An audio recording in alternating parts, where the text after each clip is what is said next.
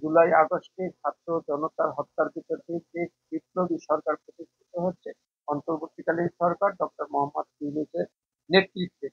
কিন্তু আজকে অনেক দিন হয়ে গেল, জুলাই আগস্ট আপনি 8-9 মাসের মতো হয়ে গেছে। এই মুহূর্তে বাংলাদেশ একটু নিরাপদের জায়গায় আছে। কিরকম নিরাপদ? এই নিরাপদটা হচ্ছে মানুষের নিত্য দ্রব্য মূল্যের মূল্যকে আয়ত্তে রাখার চেষ্টা করতেছে। কারণ আজকে বাংলাদেশের শেখ হাসিনার সময় মানুষের যে সিন্ডিকেট চিটিংবাজের, এই বছরের রমজানে আমি আমি রংপুর, দিনাজপুর, সৈয়দপুর, পার্বতীপুর এবং সর্বশেষ বগুড়াতে আমি সফর করেছি। মানুষের ভিতরে একটা নিরাপদ ঈদ হচ্ছে এবছর। তো এইটা হচ্ছে, আমি মনে করি এর এর এর জন্য তাকে সাধুবাদ দিতে চাই। ইউনূস সাহেবের যে যারা আছে এই অন্তর্বর্তীকালীন সরকারে, সকলেই একটা প্রচেষ্টা আছে। প্রচেষ্টা থাকলে এবং তার যদি সাধ্য থাকে, সামর্থ্যের ভিতরে এটা করা যায়, এটা উনি দেখিয়ে দিয়েছেন। কিন্তু যেটা এই মুহূর্তে ইউনূস সাহেবের আমার মনে হয় এরকম কিছু ম্যাজিক অবলম্বন করতেছে যে ওনার একটা ব্যক্তিগত গ্রহণযোগ্যতা আছে বিশ্বের ভিতরে। কারণ উনি হচ্ছেন নোবেল বিজয়ী শান্তিতে, নোবেল বিজয়ী।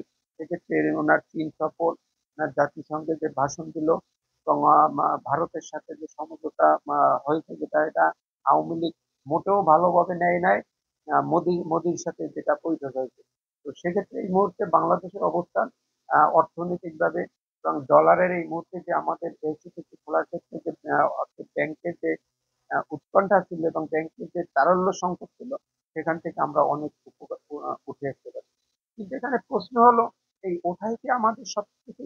যখন একটা অনির্বাচিত সরকার যখন দীর্ঘদিন থাকে, এই অনির্বাচিত সরকারের কিছু কিছু বাদ আপত্তি থাকে। কারণ এই অনির্বাচিত সরকার বেশি দিন থাকে, কারণ এরা তো জনগণের ওই তৃণমূলে যেতে পারে না। তৃণমূলে অনেক সমস্যা থাকে। তো সেক্ষেত্রে অনির্বাচিত সরকার বেশি দিন থাকলে দেশের প্রতি এবং আন্তর্জাতিকভাবে যে একটি বিনিয়োগ, সেইটা সংকুচিত হয়ে আছে। এই জন্যে জনগণের এবং আমরা যারা রাজনীতি করি, দীর্ঘ 15টা বছর নির্বাচন হয় নাই। যে নির্বাচন করা হয়েছে সেটা সম্পূর্ণ সরকারি, এবং এই নির্বাচনের সাথে যারা সংশ্লিষ্ট, তারা এইগুলাকে নির্বাচন নামে অর্থ লোপাট করে এই শেখ হাসিনাকে প্রধানমন্ত্রী বানিয়েছে। তো এখানে আমি যেটা পরিষ্কার করতে চাই, আজকে শেখ ইউনূসের যে সংস্কার গুলো হাত দিয়েছেন, এইটা আমি মনে করি যে আজকের না, এটা দীর্ঘ মেয়াদি করতে হবে। কারণ আমার প্রয়োজনে সংবিধানও পরিবর্তন হতে পারে, জনগণের প্রয়োজনে সংবিধানও পরিবর্তন হতে পারে। তো সেই জন্য যে জায়গায় আসতে হবে, এই সংস্কার চলমান।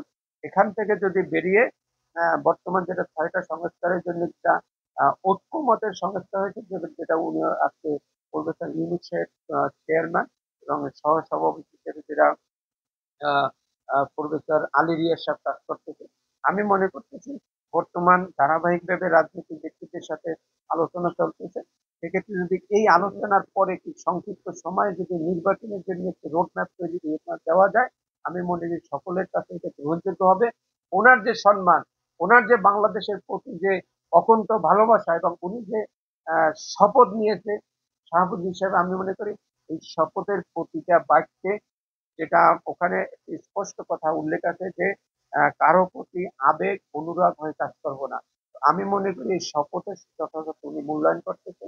সেক্ষেত্রে সামনে যে সময় আছে, ডিসেম্বর বলে নির্বাচন, কেউ মার্চে বলার চেষ্টা করতেছে, এবং তার উপদেষ্টা মন্ডলী বা তার প্রেস যারা দায়িত্বে আছে, এরা অনেকভাবে চেষ্টা করতেছে বিভিন্ন কথা বলে। আমি মনে করি এইটা ডক্টর মোহাম্মদ ইউনূস সাহেবের কাছ থেকে আসা উচিত যে ডিসেম্বরে হবে না মার্চে হবে 26-এ, এইটা একটা পরিচ্ছন্ন এবং বাংলাদেশের জন্য একটা বার্তা দেওয়া উচিত যে একটি নির্বাচন হবে। তাহলে আমি মনে করি এই নির্বাচন হবে 4 ভোট জিতবে এবং সমস্ত বাংলাদেশের জন্য সেটা সবচাইতে সফল কামাবে।